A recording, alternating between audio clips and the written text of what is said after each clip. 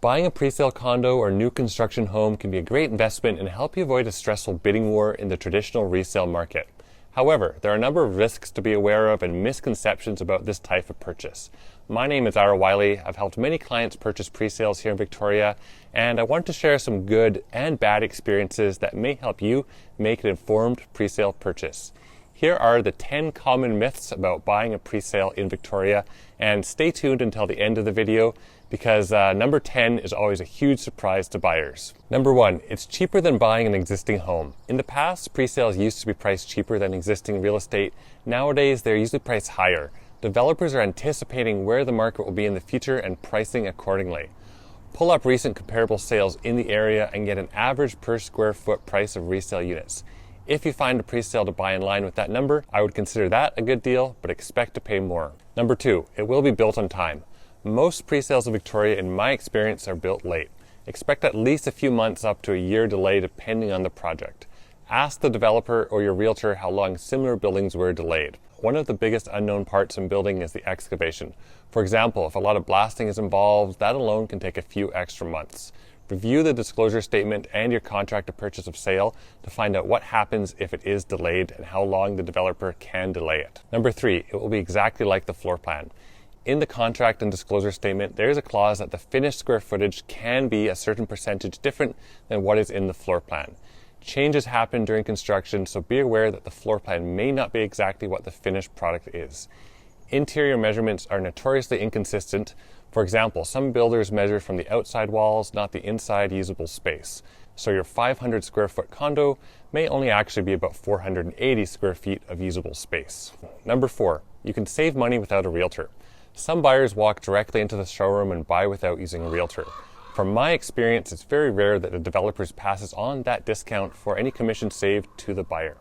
The entire process is much more streamlined and smoother on both ends if a buyer is represented, as this also reduces the developer's legal risks and potential disclosure pitfalls. In fact, a good buying agent on your side can be invaluable and help you save money and help you choose a better unit in the building. For example, my buyer was interested in a unit that was above the parking garage gate. I advise we switch units, and since then we have heard that the garage gate is extremely noisy. Number 5, the strata fee will be low. The strata in the disclosure statement is an estimate. Once the strata is formed and professionals such as landscapers, maintenance personnel are hired, expect this to rise within a few years. Number 6, it will be new and therefore more comfortable and secure than an older building.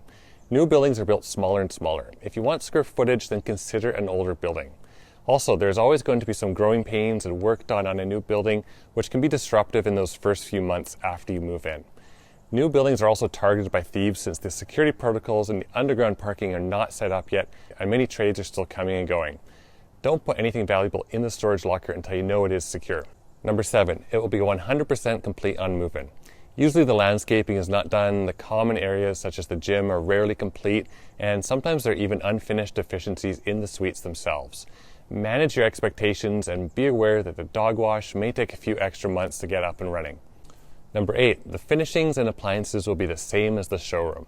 Developers reserve the right to change appliances and finishings. Oftentimes, if a build is 2 years out, they can't source the exact same materials that you saw in the showroom. Number 9, all developers are equally accountable and reputable.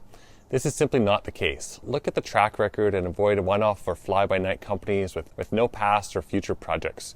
Do your homework on who the builder is, who is backing this project, and if they have a bad track record. And finally, number 10, you can't negotiate the price. In a hot seller's market, you probably won't get any details. However, in a more balanced market, you can absolutely negotiate the price of a presale.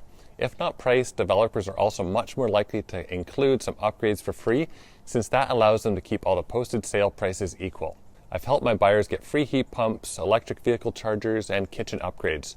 Just make sure whatever you ask for is then written into the contract. It never hurts to ask for something extra and try and save a few dollars here.